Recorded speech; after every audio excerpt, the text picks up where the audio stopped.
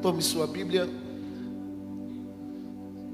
Eu lutei muito, mas muito com Deus. E a gente fica numa batalha muito grande sobre o que vai falar, sobre o que vai pregar. E Deus muda o caminho quando Ele quer mudar, e foi tudo confirmado aqui hoje, o que Ele quer. Então vamos lá. Marcos 11, verso 11 em diante. Quem achou, diga aleluia. E quando entrou em Jerusalém, dentro do templo, observou tudo. E como se já fosse tarde, saiu para Betânia com os 12. No dia seguinte, quando saíram de Betânia, teve fome. E vendo de longe uma figueira com folhas, foi ver se nela porventura acharia alguma coisa. Aproximando-se dela, nada achou a não ser folhas. E não era tempo de figos. Então lhe disse Jesus: a partir de agora, ninguém coma fruto algum de ti. E seus discípulos ouviram isto e foram para Jerusalém. Entrando ele no templo pela segunda vez, passou a expulsar os que ali vendiam e compravam, derribou as mesas dos cambistas e as cadeiras dos que vendiam pombas, e não permitia que alguém conduzisse qualquer utensílio pelo templo. Também os ensinava e dizia: está escrito, a minha casa será chamada casa de oração para todas as nações da terra. Amém. Diga um amém por essa palavra. Toda a igreja diga um amém por essa palavra. Pronto. Deixa-me dizer uma coisa a você rapidamente.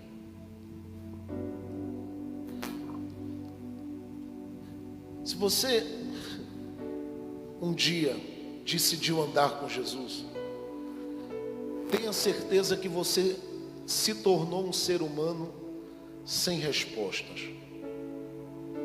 Na verdade, a vida, ela não dá muita opção a gente. A gente é cercado de muitas perguntas. Porém, a vida não nos dá a oportunidade de responder a todas elas. E uma vez que a gente é crente, tudo muda. Porque a gente passa a ser um ser humano que menos tem respostas a dar. E isso acontece porque o Jesus que a gente decidiu seguir não tinha a preocupação de estar dando respostas constantemente. E olhe que ele foi cercado de perguntas. Alguém perguntou para ele algumas coisas sérias, como por exemplo, disseram a ele: com que autoridade tu fazes essas coisas? Em outro momento alguém disse para ele: quem te concedeu esta autoridade? Como podes tu falar com tanta autoridade se tu és o filho de José e de Maria, aqui de Nazaré, o carpinteiro? O próprio Nicodemo se aproximou dele cheio de perguntas. E a pergunta de Nicodemo foi séria: pode um homem sendo velho nascer de novo? Jesus o tempo todo foi cercado de perguntas, mas quando você lê os evangelhos, você vai perceber que ele não tem a preocupação de estar dando respostas. O pior de tudo era ele conviver com os discípulos dele e entender que os próprios discípulos dele eram repletos de interrogação. Talvez a pergunta mais séria que os discípulos fizeram foi quando ele acalmou aquela tempestade, falando com o vento e com o mar. Porque ele disse: mar, acalma-te, vento, aquieta. E os discípulos começaram a dizer: que homem é este? E ele não respondeu. Você pega o evangelho de João, no capítulo de número 9, você percebe a força do que está inserido ali. A problemática do mal. E os discípulos olham para ele e dizem assim: mestre, quem pecou? Olhando para um cego de nascença que estava ali, ele ou seus pais? Jesus, que poderia trazer uma série de explicações sobre o problema do mal, não traz. Olha para aqueles discípulos e só diz para eles: nem ele nem os pais. Ele só está assim para que se manifeste nele as obras de Deus. Pronto, mas não disse que obra era. Então não respondeu. Os discípulos é que têm que caminhar e tentar assimilar que tipo de obra Deus tem na dor que a gente passa, no sofrimento da vida da gente, nas humilhações que a gente enfrenta. E é por causa dessas humilhações e desses sofrimentos que cada um de nós que estamos aqui nos tornamos seres humanos sem termos explicações a dar. E o pior é que a gente é cercado de perguntas aonde a gente está trabalhando, outros na faculdade, mas eu penso que a maior dificuldade que a gente tem de dar respostas é no meio da nossa própria família. Quando as pessoas com quem a gente convive, elas perguntam por que está assim, o que está acontecendo para estar assim. O pior é que se eles não entendem, a gente cria alguma esperança de que alguém entenda. E quem é que a gente pensa que vai pelo menos entender? O crente que está do nosso lado na igreja. Só que de repente ele leu os livros do Reagan, e ele leu lá algumas coisas que fez ele começar a interpretar o sofrimento que você passa de uma forma errada. E ele começa a dizer, bom, isso deve ser uma maldição hereditária. Se ele tiver algum tipo de aliança no coração dele com o neopentecostalismo, ele vai dizer, é encosto.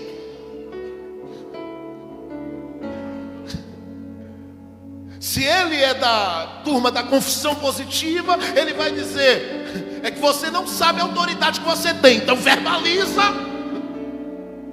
E aí você verbaliza e nada muda, e ele diz, então tem alguma coisa errada com você, é pecado. E o pior é que você se vê cercado dessas perguntas e não tem resposta. Imagina que as próprias Marias que iam para o sepulcro, entre elas tinha a interrogação: quem nos removerá a pedra?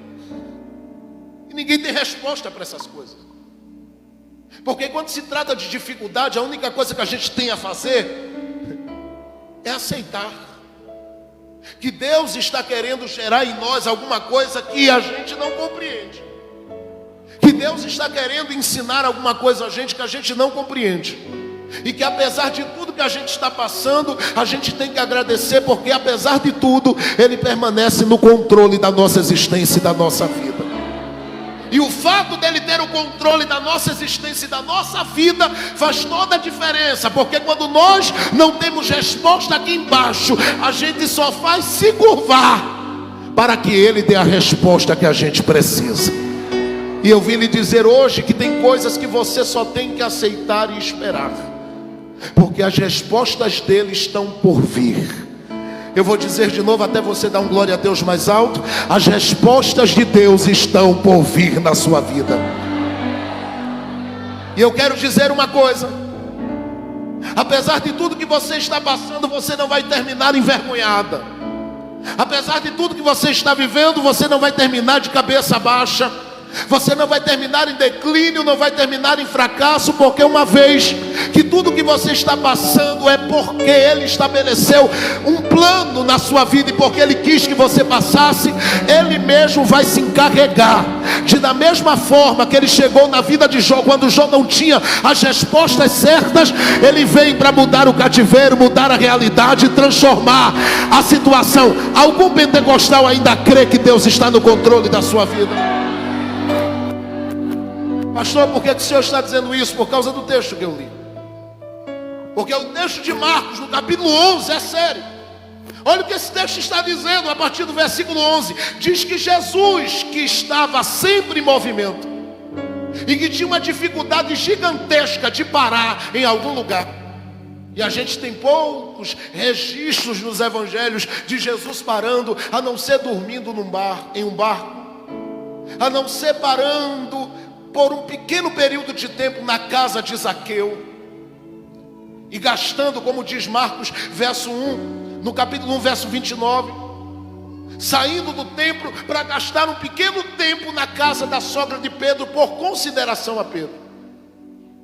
E vai lá e cura a mulher e sai de lá. Porque a Bíblia diz que ele passou um dia fazendo milagres, deitou para dormir, todo mundo deitou-se também. E de repente, quando alguém acordou para procurá-lo, ele já não estava mais na casa, porque ele não ficava muito tempo na casa de ninguém. Só havia uma casa que conseguia segurar a presença de Jesus nela. Era uma casa que estava na cidade de Betânia. Teve gente que gritou: vem na minha casa. Ele, hoje não. Foi na casa de um fariseu apenas para jantar e saiu de lá. Foi na casa de outro e assentado estava só para receber o perfume de alguém e mais nada. Levantou-se, saiu de lá e não voltou. Ele estava sempre em movimento. E ele, como estava sempre em movimento, aqui em Marcos 11, onde nós lemos, ele não está parado. O texto diz que ele está indo a Jerusalém. E ele vai a Jerusalém. Ali está o templo. Ele entra no templo. E diz a Bíblia que ele não fala nada. E isso aqui me chamou a atenção. Pergunte por quê. Porque era impossível Jesus entrar numa sinagoga para não falar. Esse negócio de Jesus entrar na igreja e falar, isso já vem desde os 12 anos de idade. Não entendeu porque não quis. Vou repetir. Desde os 12 anos de idade, está em Lucas 4, que ele entra na sinagoga, abre a Bíblia e começa a falar.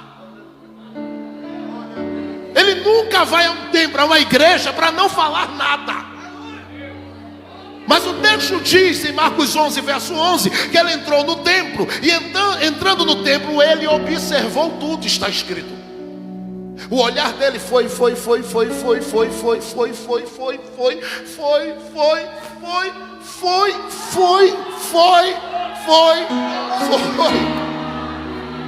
E ele para ali. E o texto diz no verso 11: sendo já tarde, ele saiu de lá calado. E uma noite toda, isso não acontecia costumeiramente com Jesus. Uma noite toda ele passou calado. E os discípulos com ele foram para Betânia. Quando chega em Betânia, a única casa que ele gastava tempo, ele passa a noite ali, não diz uma palavra. Quando amanhece, eu li com vocês. O texto diz assim: e levantando-se ele, chamou os discípulos. E de repente, quem passou a noite anterior calado, resolve falar. Eu não sei se você entendeu, mas eu estou profetizando. Porque eu sei que tem, naquele tempo, na noite passada, tinha muita gente que esperava uma palavra. Mas aquela noite era a noite do silêncio. Só que Jesus disse: quando amanhecer, eu vou falar. E eu vim profetizar para algumas pessoas que estão aqui, que a noite do silêncio na sua vida está terminando hoje. Eu vou dizer mais uma vez para os pentecostais que estão ligados na revelação, recebam. Eu vou dizer mais uma vez: esta noite da sua vida de tanto silêncio, ela acaba hoje aqui. Eu vim profetizar que está amanhecendo na sua vida. E quero declarar que nesta manhã da sua vida, todas as respostas que você esperou para ontem, ela começa a ser liberada hoje na sua vida.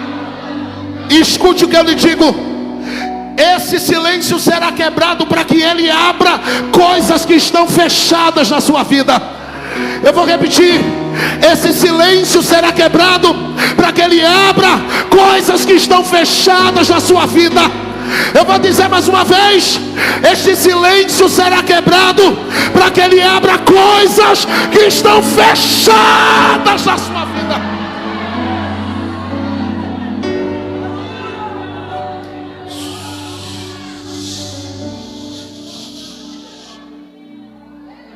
Fala comigo, Jesus, fala comigo. O senhor não está na igreja? Estou. E por que não fala? É porque hoje eu só vim para dizer a você que eu estou vendo.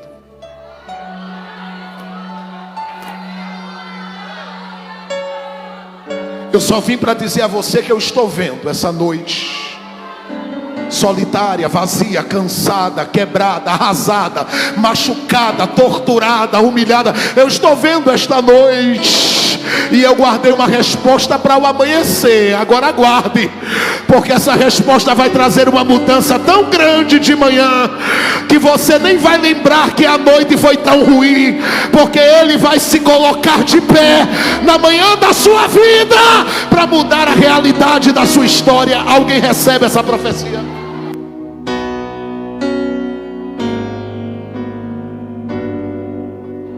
Passou a noite, silêncio, a noite toda. De repente ele levanta, chama os discípulos e diz: vamos voltar para Jerusalém, porque eu entrei ontem no templo e não disse nada, mas hoje eu vou entrar para fazer desta manhã uma manhã de respostas. Só que olha o que acontece. No caminho, lá vem ele. Quando ele vem andando, ele para. E o texto diz, eu li com vocês: e ele, vendo uma figueira, parou ali. E o texto diz assim: tendo ele fome, aproximou-se dela. Ora, eu fiquei me perguntando, por que o Senhor vai gastar tempo para se aproximar de uma figueira, se lá no templo tinha tanta coisa urgente para ser resolvida? E ele falou algo comigo. Ele disse: é porque os meus olhos não são os olhos apenas do santuário, são os olhos do caminho.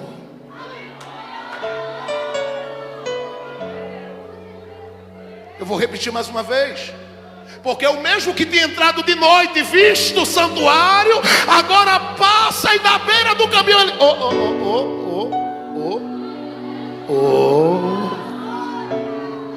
Vê uma figueira, se aproxima dela, sem que nem porquê, passa a mão nela. E o texto diz que ele passa entre as folhas, porque buscava nela a fruta e não achou. Você lê o texto de Marcos e o texto de Marcos nos choca, porque Marcos abre a boca e diz assim: e olhando ele para a figueira, diz: a partir de agora, ninguém nunca mais coma fruto de ti. Aí você lê o texto e faz o que a maioria de nós pregadores já fizemos: transforma essa figueira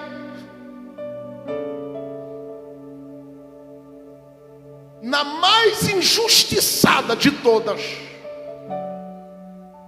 Porque a gente olha para ele e diz assim: você não atendeu a expectativa de Jesus, então ele te amaldiçoou. E sabe por que isso? Porque quando a gente pega Mateus 21, versículo 18 a 22, o versículo 17 e 18 diz que ele passou a noite em Betânia. A informação está correta. Diz que de manhã ele se levantou. A informação está correta. Diz que ele se dirigiu a Jerusalém. A informação está correta. Mas diz que no caminho ele viu a figueira. A informação está correta. Se aproximou dela. A informação está correta. Porém Mateus, que já tirou a informação de Marcos e não recebeu como João Marcos recebeu da boca de Pedro a informação, sabe o que ele faz?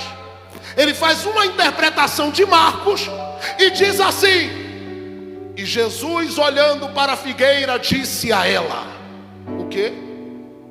Nunca mais, olha o que Mateus diz, está escrito: nunca mais nasça fruto de ti. Alguém olha e diz assim: é uma maldição. Interpretação de Mateus. Marcos olha e escreve diferente. Quando Marcos vai escrever o primeiro dos evangelhos, ele diz assim: e Jesus disse que ninguém nunca mais coma fruto de ti. Pastor, é a mesma coisa. É não, irmão. Nunca mais nasça não é a mesma coisa que ninguém nunca mais coma. Porque Jesus não veio, só vai entender quem está ligado, para amaldiçoar a figueira, gente.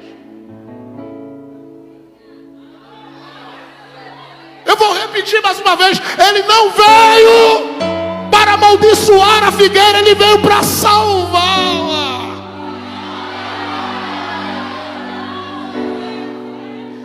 Você sabe que a figueira tinha uma promessa antiga desde Abraão. Como é que ele poderia amaldiçoá-la?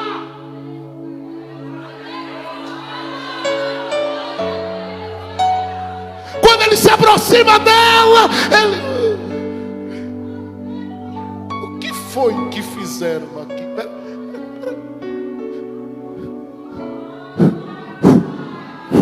Passa a mão nas folhas e diz: cadê o fruto?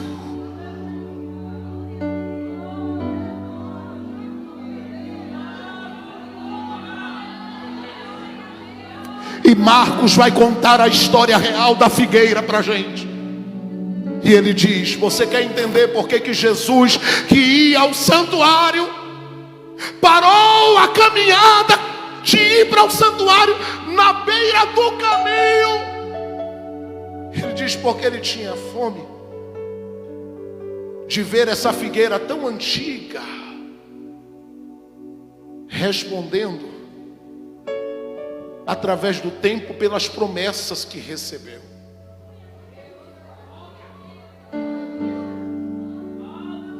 E uma das promessas que ela recebeu em Isaías diz que ela enraizaria de uma forma tão grande para baixo, mas quando ela fosse subindo, os seus galhos alcançariam as nações do mundo.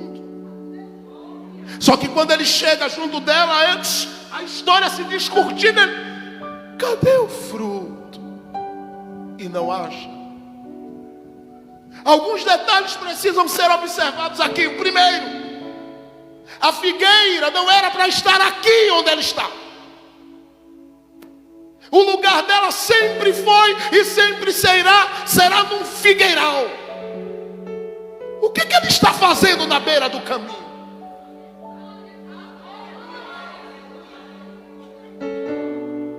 Segundo, se o próprio texto diz que não era tempo de fruto, como estará a resposta de quem não está no tempo para frutificar? E terceiro, a informação de Marcos para mim pesa. Por que ele diz: ninguém coma mais de ti? Deixa eu lhe dizer uma coisa. Essa figueira, se ela pudesse gritar esta noite, nesta reunião, ela diria algumas coisas para a gente. E a primeira delas é: eu estou sendo julgada por muita gente, é natural. Porque quem olha para mim sabe que eu nasci para frutificar. Mas olha as folhas que estão aqui. Só que o que ninguém sabe é o que eu passei fora do figueiral para estar de pé onde eu estou plantada. O que ninguém sabe é o que eu já enfrentei na caminhada da minha vida para estar onde eu estou. Olha onde ele está, na beira do caminho. E eu fiquei me perguntando, eu digo: de pé, como? Se ela não está no seu habitat, se ela não tem amizade, se ela não tem pessoas apoiando ela, como é que ela está aqui? E o Senhor falou ao meu coração e disse: ela é uma sobrevivente. E eu disse: meu Deus, o que é isso? Ele disse: você vai encontrar com ela hoje lá na Betel, Jefferson. Gente que você nem sabe a história, que para estar sorrindo aqui, que para estar de pé aqui, para estar aqui glorificando a Deus, para estar aqui, só Deus sabe o que ele e ela vem passando do caminho. Mas apesar de tudo que ela vem passando, chuva e sol, lutas e problemas, solidão e vazio, ela permanece de pé, porque ela é uma sobrevivente na sua geração.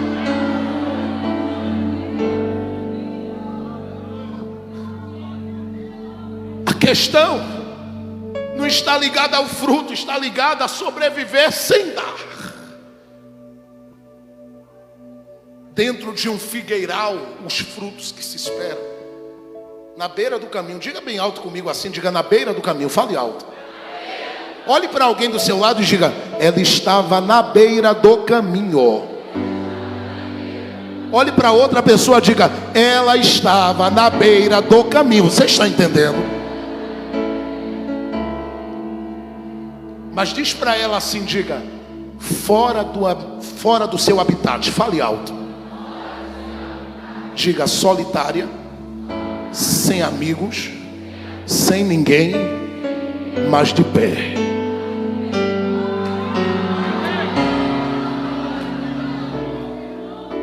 Tem alguém de pé essa noite ainda aqui? Segundo, Jesus que está indo ao templo, deixa o templo um pouquinho lá e se aproxima dela. É interessante, porque Marcos vai deixar claro que ele estabelece um contato com a figueira, mas é de tanta intimidade, porque diz, procurou nela frutos. A ideia que eu tenho é que ele vai passando a mão dela, e eu não sei como é que você consegue perceber isso, mas para mim é um gesto de tanto carinho, as mãos de quem criou o universo tocando nela. Não entendo não.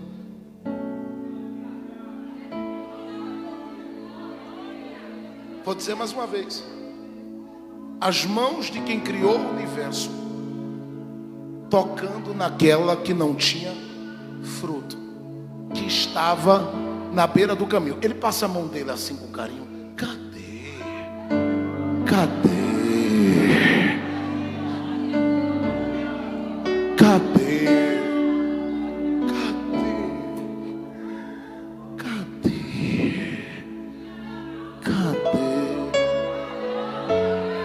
Tá sentindo a mão dele aí?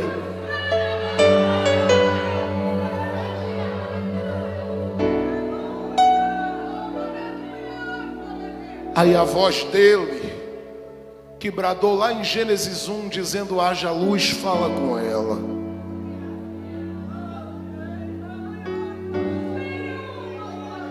Ninguém te conhece melhor do que eu. Eu sei o porquê você está na beira da estrada. E você acha que eu não sei que não é tempo de você dar fruto? É claro que eu sei. Eu só arrumei um pretexto para chegar mais perto e tocar em você e dizer a você que eu vim para colocar um ponto final nesta situação da sua vida, porque eu sei que você, estando à beira do caminho, você foi alvo de muitos olhares. Eu sei que você, à beira do caminho, foi alvo de muitos viajantes, inclusive alguns deles estavam lá na porta do templo negociando. E ele diz, eu vou chegar lá para tratar com eles, mas primeiro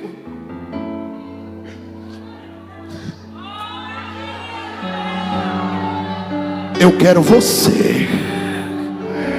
Se ela pudesse falar, ela diria, mas eu tão seca, sem nada, sem condição nenhuma de te oferecer louvor, sem força, sem ânimo, sem nada. O que tu queres comigo? E ele aqui com a mão.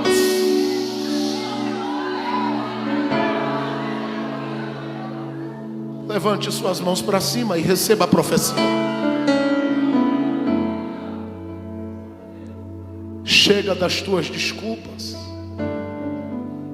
O que ele precisa saber, ele sabe.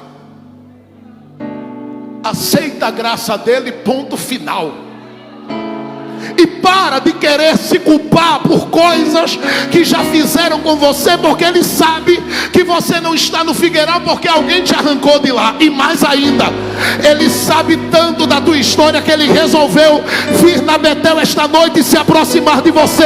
E não só se aproximar, Ele veio te tocar aqui, Ele veio falar com você aqui. E segure o coração para não explodir, segure a pressão, porque eu vou lhe dizer algo: Ele te quer, apesar da tua sequidão e do teu vazio. E sabe por que Ele te quer? Porque Ele sabe que você não está como está, porque você quis estar assim. Sabe por quê? Ninguém orou mais do que você para estar no figueiral. Ninguém desejou mais do que você ter uma figueira do seu lado para te fazer companhia e ser seu esposo, ser sua esposa, ter filhos, ter uma família, mas está sozinha, vazia, solitária, na beira do caminho. E Ele sabe o porquê. Ninguém mais do que você desejou dar frutos. Ninguém mais do que você, eu vou repetir, deseja dar frutos para Ele. Ninguém mais do que a igreja tem prazer de louvar a Cristo. Ele sabe. Por que você acha que Ele não te matou ainda, apesar de tudo que você já fez?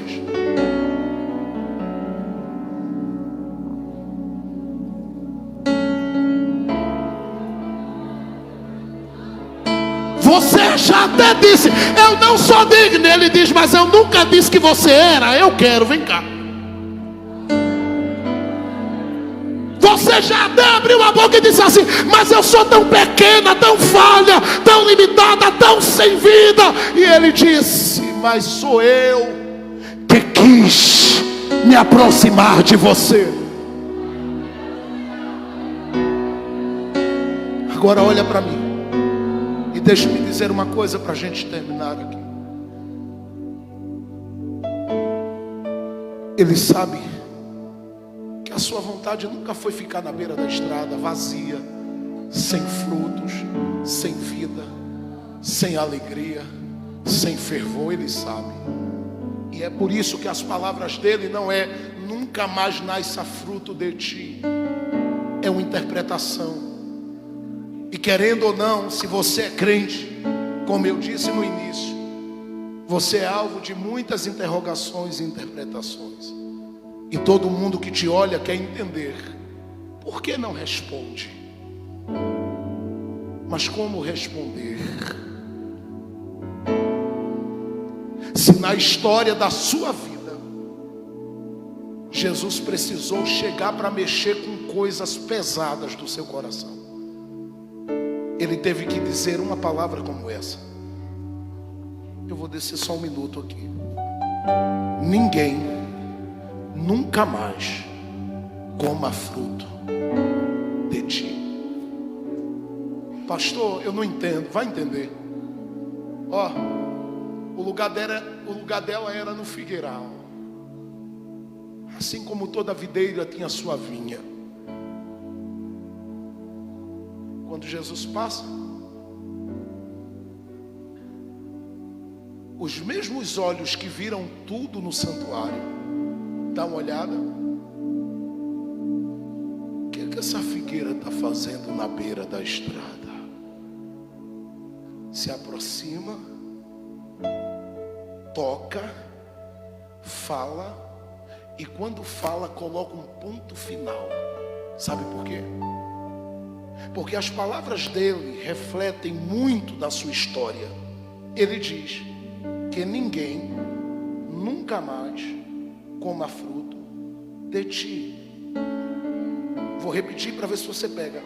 Que ninguém nunca mais coma fruto de ti. Sabe o que eu estou dizendo? É que Jesus sabia que antes dele, na vida daquela figueira, já passou muita gente. E todo mundo que passou, pastor André, foi arrancando os seus frutos.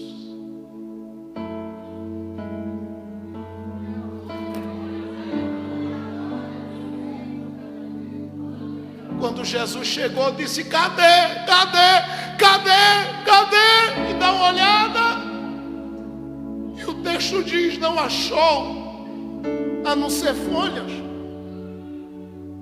Porque se ela fosse contar a história, ela diria o que aconteceu na infância dela com aquele abuso.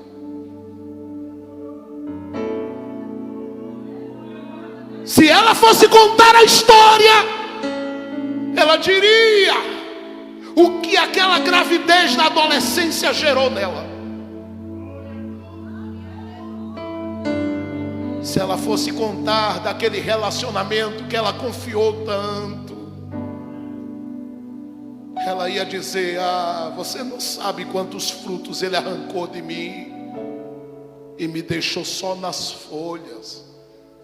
E é por isso que às vezes a gente olha para algumas pessoas e elas dizem para a gente: eu tenho 32 anos, parece que tem 60. Porque muita gente que passou na vida dela foi arrancando fruto, arrancando fruto, arrancando fruto, arrancando fruto, foi deixando as folhas. E o resultado, o que sobrou? Uma pessoa revoltada. O que sobrou? Uma pessoa às vezes arrogante, não porque foi gerada assim, mas que diz: eu não confio em mais ninguém, eu não consigo me relacionar com mais ninguém, eu tenho medo de pessoas. Pessoas para mim são bichos. E você, quando vai conversar com ela, que ela bota para fora, ela vai dizer: foi meu pai que fez isso comigo, foram meus parentes que fizeram isso comigo, e olha o que sobrou de mim, só folhas. Como é que vocês querem que eu frutifique com a história de vida dessa? É por isso que Jesus não chega com acusações, ele não chega com pedras, ele chega com carinho. E eu vim defender a figueira esta noite, e quero dizer a ela: nunca mais ninguém coloca as mãos em você, porque as mãos de...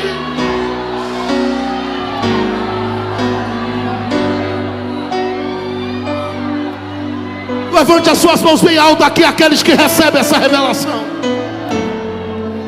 Levante as suas mãos, deite essas mãos nos ombros de alguém, por favor. Coloque sobre alguém. Eu sei que ela está chorando, ele está chorando. Traga ele para perto com carinho e diz para ele: passou muita gente na sua vida antes de Jesus. Fala alto, diga: passaram muitas pessoas antes de Jesus na sua vida, e todo mundo que passou foi te secando, machucando, ferindo, esvaziando. Que o ienio vendagadova da xena nia de que me arrasse a dagai. E cauando xadacando e cadaia nove de remia dagai. Eu não sei se você suportará o que vai invadir este lugar agora, mas há uma onda de cura e de saúde emocional e espiritual para a sua vida. Abre a tua boca agora e recebe o que o teu Deus está me dando. Receba o que Ele está liberando agora neste lugar. A unção de cura aqui dentro.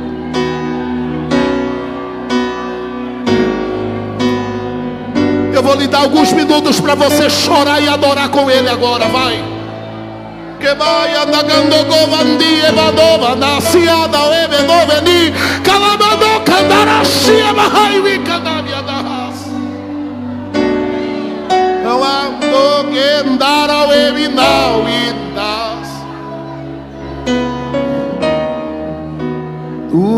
De guiamando venas. Deixa Ele te curar, filha, deixa. Deixa Ele te curar, moça. Deixa Ele te curar, rapaz. Dei a vacina, legal.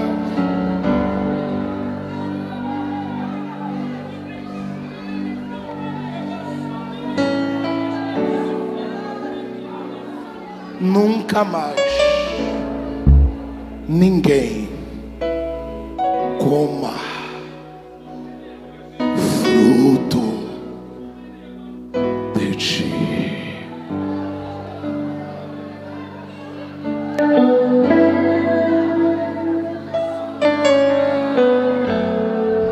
Segue para aqueles que te fizeram mal.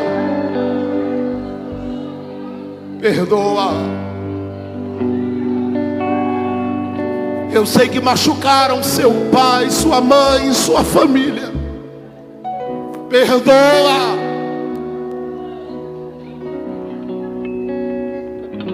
O camando e cadaste da eu e demas. Perdoa aquele líder. Perdoa aquele pai. Perdoa. Perdoa aquela mãe. Perdoa.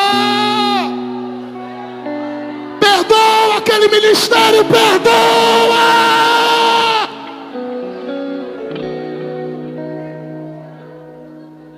Deus não vai deixar você. Eu sei o que você sente, porque faz 20 anos que eu faço o que você faz, 2:30 da manhã. Quantas vezes eu não dobrei o joelho sozinho, noite fria, solitário, dizendo: cadê alguém para desabafar? Cadê? Cadê? E coloca o rosto no chão frio e beija o pó e diz: Deus, será que a minha vida vai terminar assim?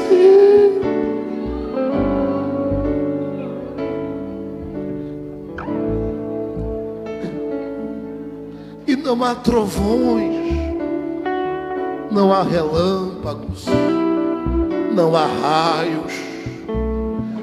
A única coisa que surge dessa hora é uma brisa suave dizendo: o que fazes aqui?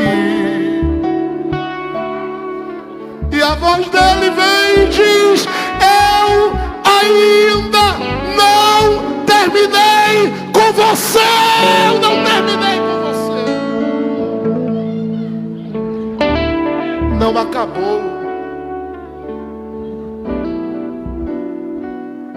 Sente as mãos, sente a voz,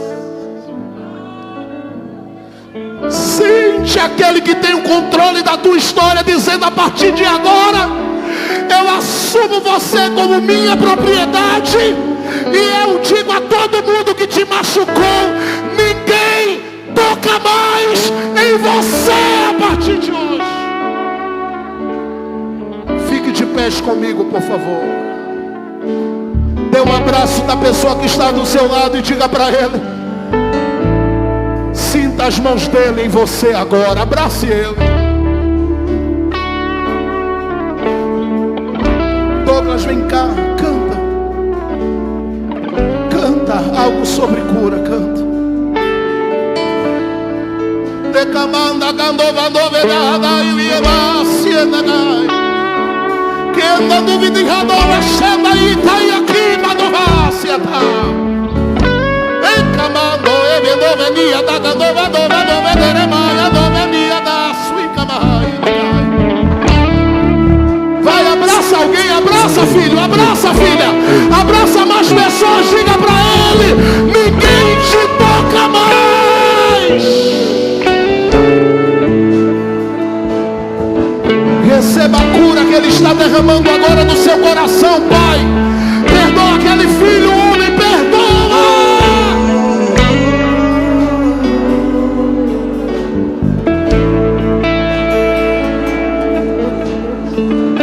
Eu quero que você ajude agora. Ajude esta figueira que está do seu lado. Ajude ela. Talvez ela não é crente. Talvez está afastada da igreja. Talvez é crente, mas está precisando hoje de uma cura no seu coração. Tome ela pela mão e diga a essa pessoa: vamos dobrar os joelhos ali na frente. Eu quero que você saia do seu lugar.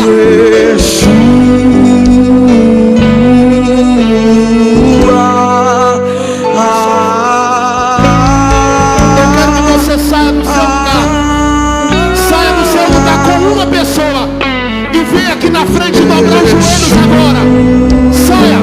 Todos os jovens, eu quero aqui dos joelhos agora. Todos os homens e mulheres, eu quero dos joelhos aqui agora. Nós vamos orar em Jesus agora.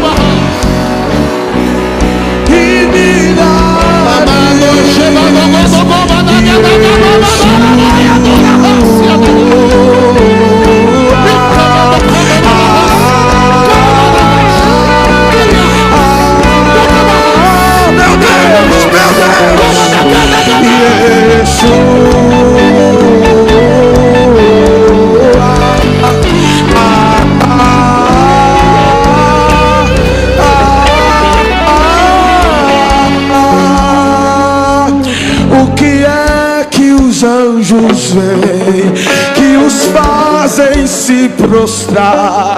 O que começa pelos jovens aqui. Todos os jovens, saia do seu lugar agora. Vem aqui na frente. O que é todos que vocês, os anjos dobre os joelhos aqui agora. Que os fazem se prostrar. O que é que se faltar os espaço aqui na frente, dobre os joelhos aonde você está, de frente para cá, para o altar. Jesus vai fazer uma obra tremenda aqui agora. Eu abicando e a fama que os fazem cantar santo. Oh meu Deus, o meu coração está quase o que é saindo que pela os boca, anjos que os fazem se prostrar. Eu estou me O que apaixonando é que os anjos que os fazem cantar santo. O que é que os anjos que os fazem se prostrar. O que é que os anjos vêm cantar santo. Você vai ficar parado aí, santo, santo é o Senhor poderoso, digno de louvor, digno de louvor. cadê os Santo, santo, ergue a cabeça, figueira! Ergue a cabeça! digno de louvor, digno, digno, digno, digno, digno. Pega a figueira, pega! Pega o toque da Olha pra cá, vassoura, me cava.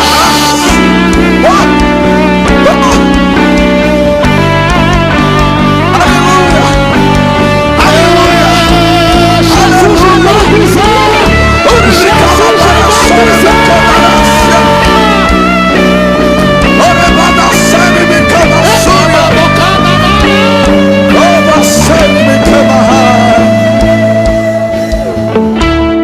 Segura bem baixinho.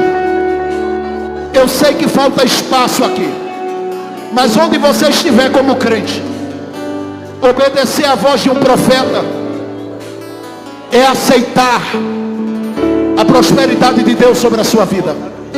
Dobre os joelhos aonde você está, de frente para este altar. Dobre os joelhos aí aonde você está. Dobre os joelhos.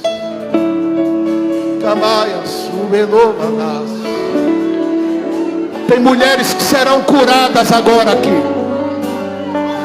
Se alguém vomitar a enfermidade aí do seu lado, afaste um pouco, porque tem pessoas aqui que estavam adoecendo por falta de perdão. Mas hoje Jesus está dizendo: eu coloco o ponto final.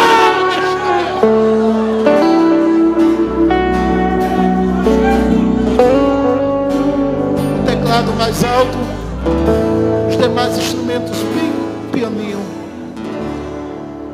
Teclado mais alto. Eu quero ouvir as vozes que gritam por cura nesta hora.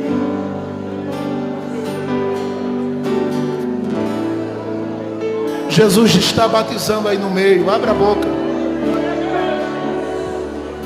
Não é porque algumas pessoas disseram na internet que Jesus não faz que a gente tem que acreditar. O que a Bíblia diz é real. Ele ainda batiza no Espírito Santo e com fogo. Ele vai te conceder o dom de línguas, o dom de profecia. Eu ainda creio. E revelação, eu ainda creio. Em interpretação de línguas, em discernimento do Espírito. Abaias e castiadas. Amadogodovial e castiadas. Agora é com você e o Espírito Santo. Chora, bota para fora, filha. Bota para fora, filho, bota para fora. Vai, Figueira. Grita para ele e diga: olha eu aqui, vem. Chega mais perto, Jesus. Vai agora, Espírito Santo, curando. Só o Senhor pode mexer aonde esse abuso machucou. Só o Senhor pode tocar aonde essa ferida foi aberta por aquele homem. Bebaia, alavarguinitia se ama nunca nasce. Niaguite nasce evaluas.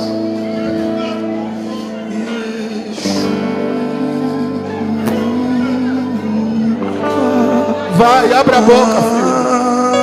Derrama, jovem, derrama, mulher, derrama. Derrama. Bota pra fora o que aquele casamento deixou aí dentro. Bota pra fora o que aquela família fez contigo. Bota pra fora. Bota pra fora.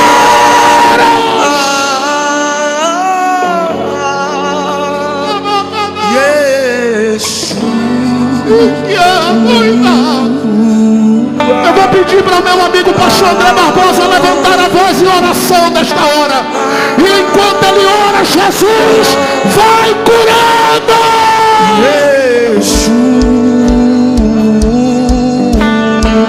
Os pastores vão ministrar aqui embaixo. Receba o que Deus está lhe dando, Figueira.